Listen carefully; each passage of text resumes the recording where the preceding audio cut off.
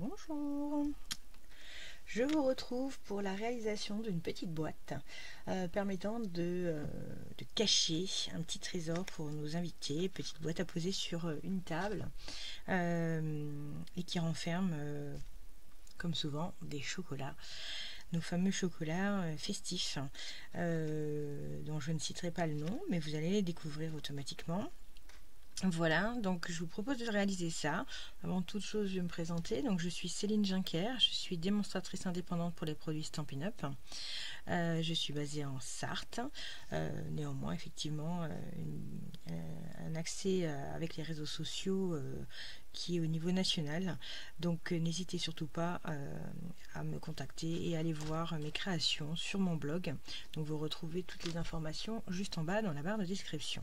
Donc sans plus attendre, je vais vous présenter ce petit projet. Donc une petite boîte, effectivement, comme je disais, avec donc elle est réalisée sur des couleurs alors qui me sont chères, les couleurs de Noël qui sont le vert pardon et le rouge.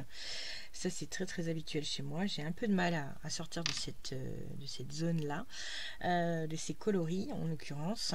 Donc là je l'ai choisi en épinette enivrante, donc c'est un vert foncé, vert peint, sapin, voilà plutôt, avec une collection de papier design de chez Stampin' Up qui se nomme les plus belles fêtes. Donc ce sont des feuilles en 15,2 par 15,2 et qui sont vraiment très très riches et très très belles pour cette occasion. Je vais vous les montrer tout à l'heure.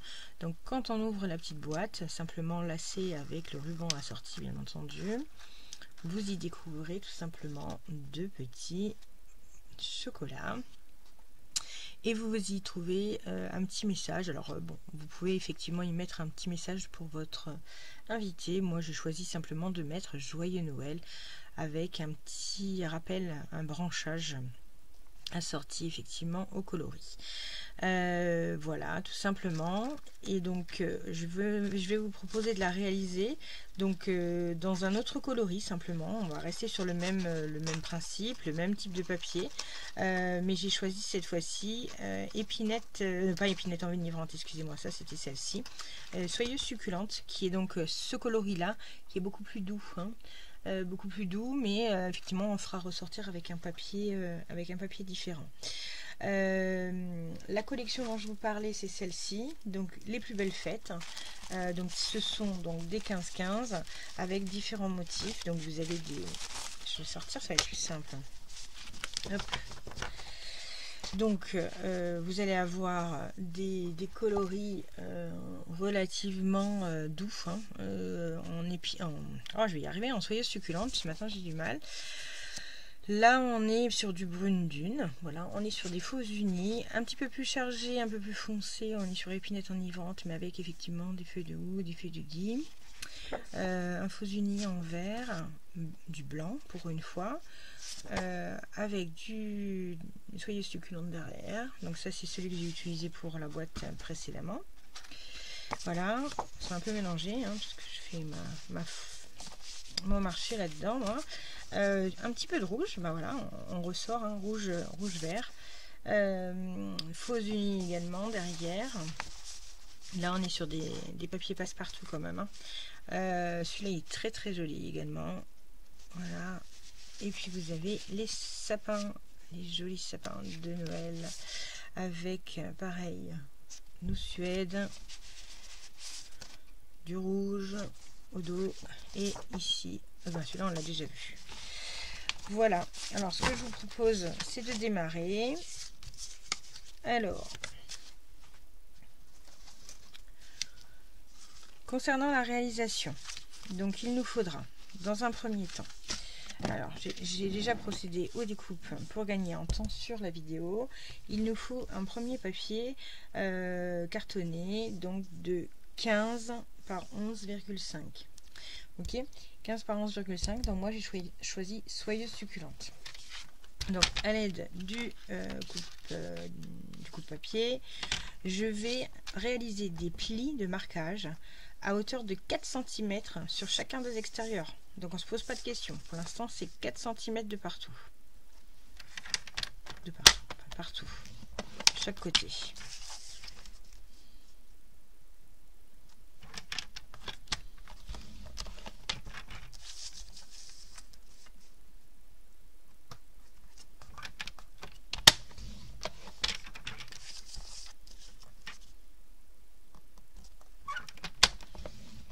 Voilà, vos marquages étant réalisés, donc on est d'accord, ça nous donne ça.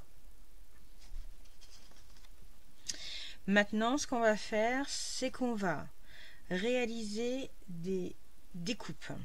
Donc, je me positionne dans le sens de la largeur, à hauteur donc de 11,5. Je vais faire un premier pli. Alors, c'est pas un pli, pardon, c'est une découpe. Donc là, je me positionne à 2,5. Donc 2,5. Alors, attendez, attention, pardon, on ne coupe pas dans l'intégralité. Ce qu'on va venir faire, c'est on va venir couper de ce bord-là jusqu'à la première ligne de découpe. Et on va venir de la ligne de découpe ici jusqu'à ce bord-là. Donc, l'avantage, effectivement, c'est que sur le massicot, enfin sur le coupe-papier, vous avez effectivement des rainures sur les lames, ce qui vous permet de savoir où vous vous positionnez et de vous arrêter pile où il faut. Et là, je me repositionne à 4. Voilà. Ok. Je refais la même chose à 9 cm. Alors, 9 cm, pour simplifier la tâche, je tourne ma feuille et je recommence à 2,5. Au final, ça fait 9, hein, mais...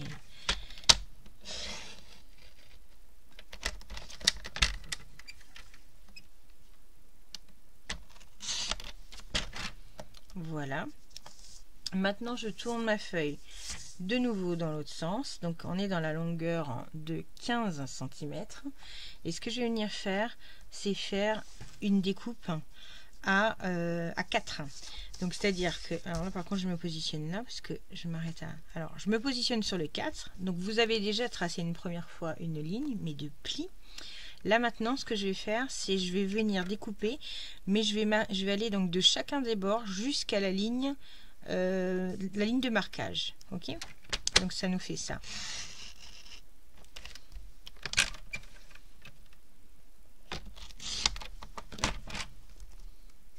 Voilà, et j'enlève ces deux bouts là. Ok, par contre, j'ai effectivement des petites ailettes qui se forment naturellement puisque j'ai été jusqu'à ma ligne de pli. Et je recommence de l'autre côté.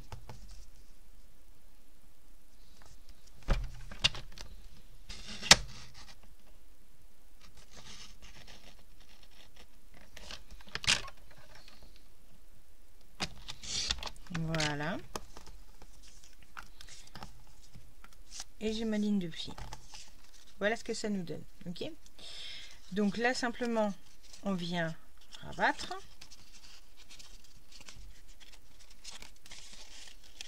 Alors, vous pouvez effectivement très bien commencer à coller comme ça. Moi, pour une histoire de finition, j'aime pas quand on voit, vous voyez, il y a toujours un petit décalage.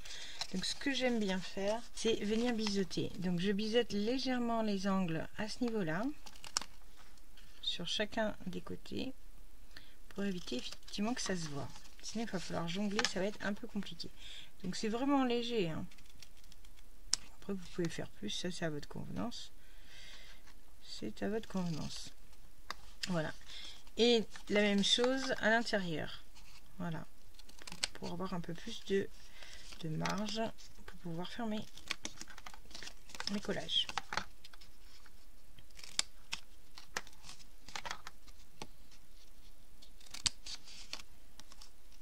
Voilà ce que ça donne.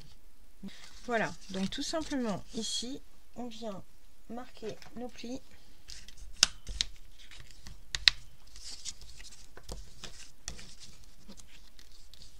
Voilà. Et on va venir coller.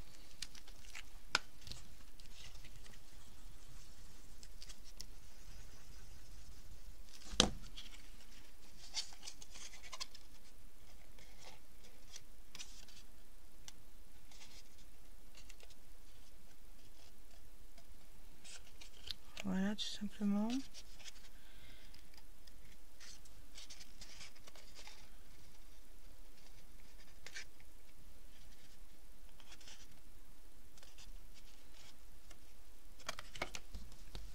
voyez, c'est très très simple quand même. Hein.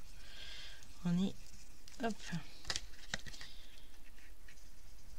Et c'est cette association. Finalement, il n'y a rien de compliqué dans la boîte. Hein. C'est quelque chose qui est vu et revu, hein, qu'on soit bien d'accord.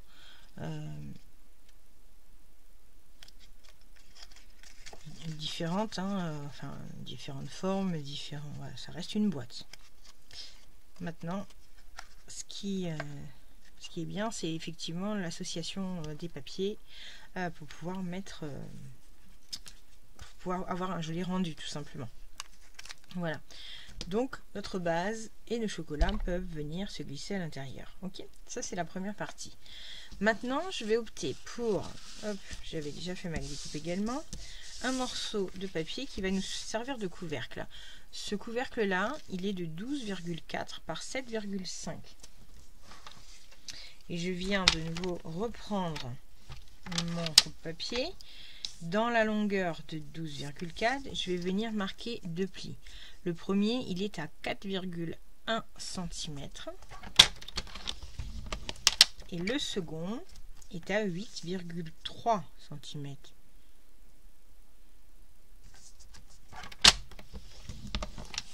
Voilà. Tout simplement. Et là, on vient plier. Donc, vous voyez, il n'y a rien de bien compliqué. Et là, on va venir positionner notre boîte. Mais avant toute chose, il va falloir mettre du ruban. C'est à ce moment-là qu'il faut le mettre, sinon il sera invisible. Donc pour le coup, je vais changer cette fois-ci. Je vais prendre du épinette enivrante pour qu'il soit assorti. Et du coup, je vais prendre... Alors, il faut à peu près 20 cm... 20 cm de... 2 morceaux de 20 cm, je vais y arriver. 2 morceaux de 20 cm. J'ai fait des petits aiguilles.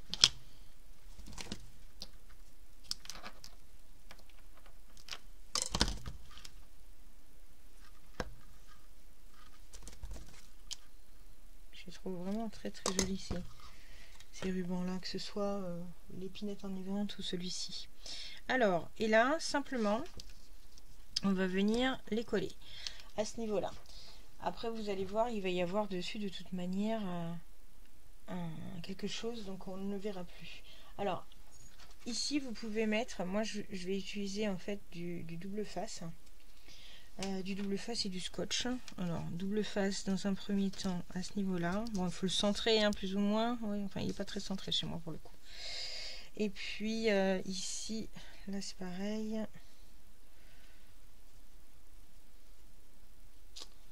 Hop. Ah bah, j'ai été un peu trop loin.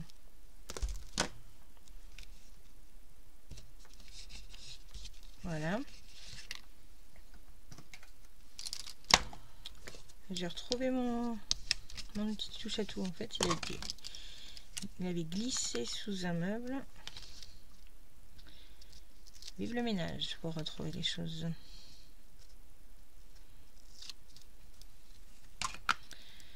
Voilà. Et donc ici, simplement, on vient se positionner là. On essaie de le centrer dans la mesure du possible. On ne sait pas trop. Voilà. Et le second...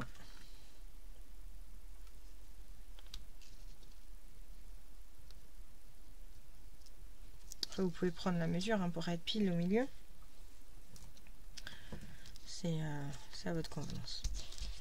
J'avais un petit morceau de double face qui était déjà coupé.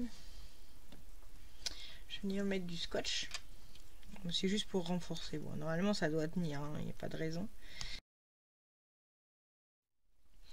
Et là, maintenant, simplement, on vient coller.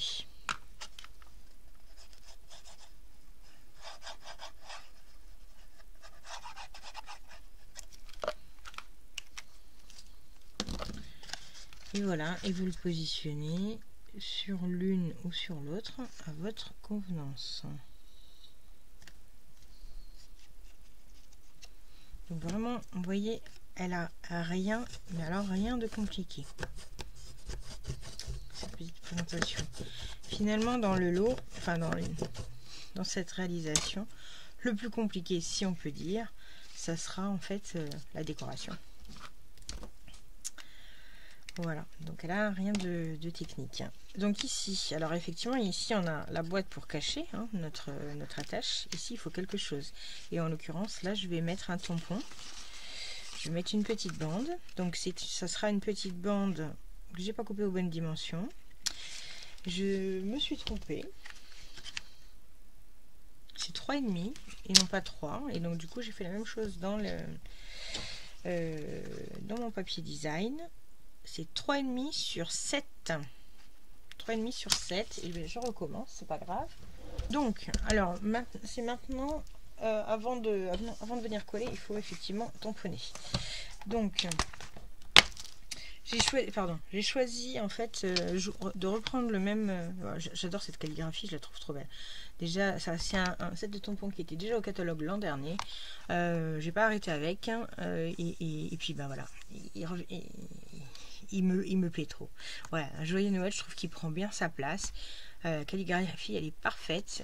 Voilà.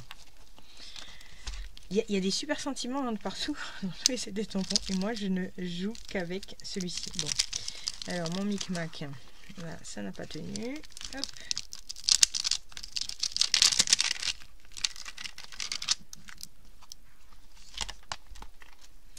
Et donc du coup, alors je vais, là je l'avais fait en épinette enivrante, donc du coup bah, je vais rester sur ah non, je l'avais fait en soyeuse succulente déjà. Bah, je vais rester sur le même principe. Qu'est-ce que j'ai utilisé? Ah oui, c'est ça. Donc celui-là, donc soyeuse succulente pour le tampon. Donc je vais un peu le branchage, il était un peu trop. Hop. Voilà.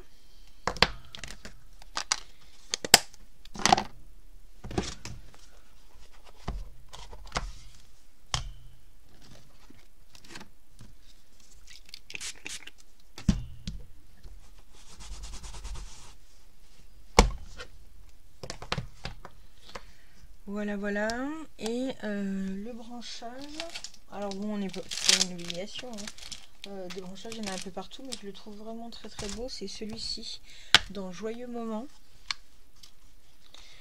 Alors, moi j'ai des petits bouts de papier partout, hein, ce genre, hop. Et là je l'ai fait en épinette enivrante.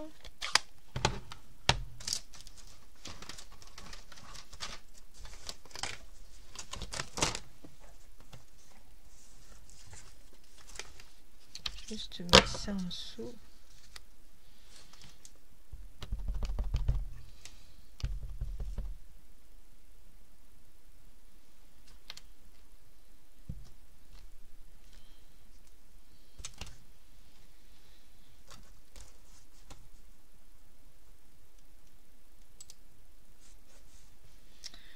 Voilà, et puis je vais venir nettoyer. Vous savez qu'il y a des couleurs comme ça qui tâchent, hein.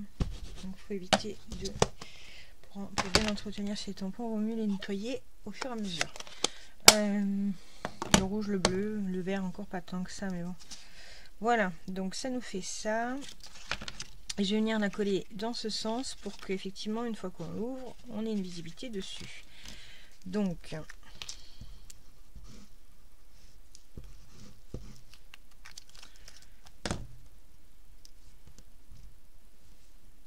Hop.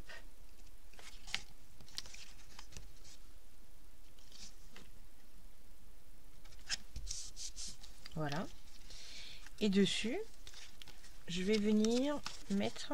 C'est bon, c'est bon celui-là. Donc pareil, un papier design donc de dimension 7 par 3,5 que je viens coller également dessus.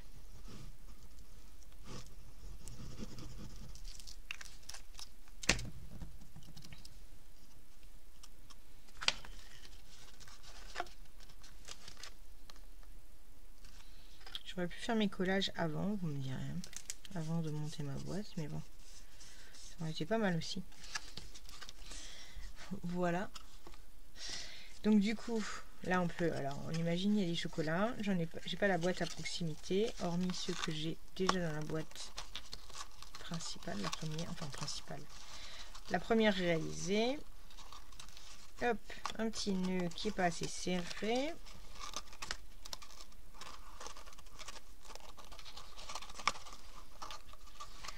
Alors on aurait pu imaginer aussi, voilà, on aurait pu imaginer également encore un rabat supplémentaire pour pouvoir venir mettre un aimant éventuellement, quelque chose comme ça. Bon, après. Et donc du coup maintenant on passe à la décoration. Donc là c'est pareil, j'ai commencé déjà à découper, j'en ai mis un peu partout. Les petits aiguilles là, j'ai découpé les petites poinsettias. Alors les petites poinsettias, alors normalement c'est le poinsettia là, dans sa globalité. Avec différents niveaux, hein, un grand, un moyen, encore un plus petit, et les toutes petites comme ça, qui se chevauchent, et ça fait un effet magnifique, hein. Enfin le poinsettia quoi, voilà.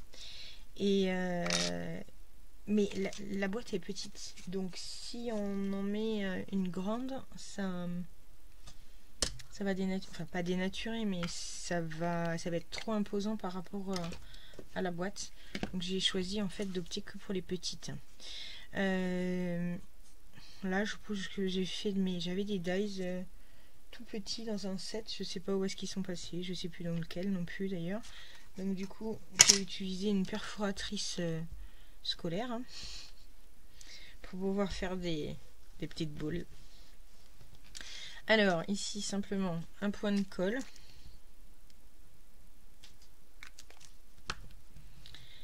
Là je viens et superposer, voilà, comme ça. On va essayer de prendre 2 secondes. Ici là c'est pareil, je vais mettre un point de colle, un point un peu plus gros déjà, pour la simple et bonne raison que là j'ai besoin d'y attacher celui-ci, celui-ci,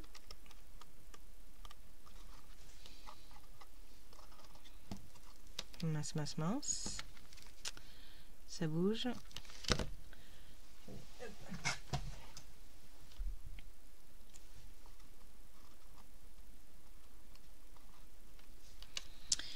Et là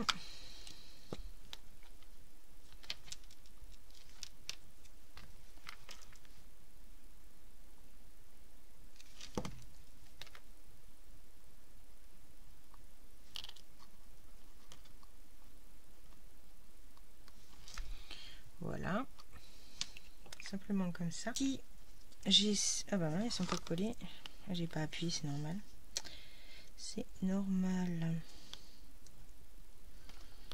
Ouais, parce que vous savez, cette colle en fait elle colle très très bien, elle est très très forte, mais effectivement alors elle sèche très vite. Par contre, à partir du moment où vous appuyez, dès que vous appuyez, c'est voilà, c'est fini. Par contre, si vous appuyez pas dessus, effectivement, elle met un peu plus de temps à sécher. En fait, c'est le fait de la pression qui... Enfin, non, c'est pas le fait de la pression, c'est n'importe quoi ce que je raconte.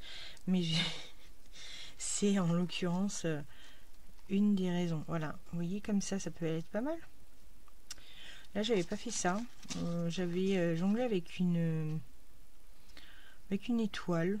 Ouais, c'était pas... Je sais pas, le rendu ne me satisfaisait pas. Donc celui-là, il me plaît un peu mieux. Et bien écoutez, je vais simplement la coller.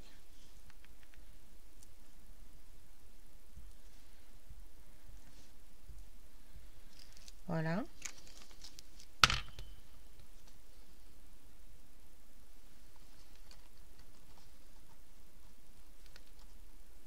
Comme ça. Et maintenant, je viens coller celle-ci en son centre.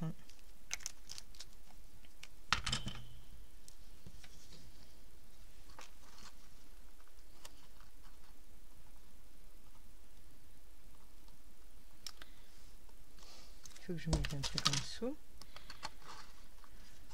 C'est pareil, j'aurais pu d'abord faire mes collages. et après venir positionner sur ma boîte. Allez, et puis c'est les fêtes, il faut que ça brille. J'aime bien, je prends du Ring of Stella.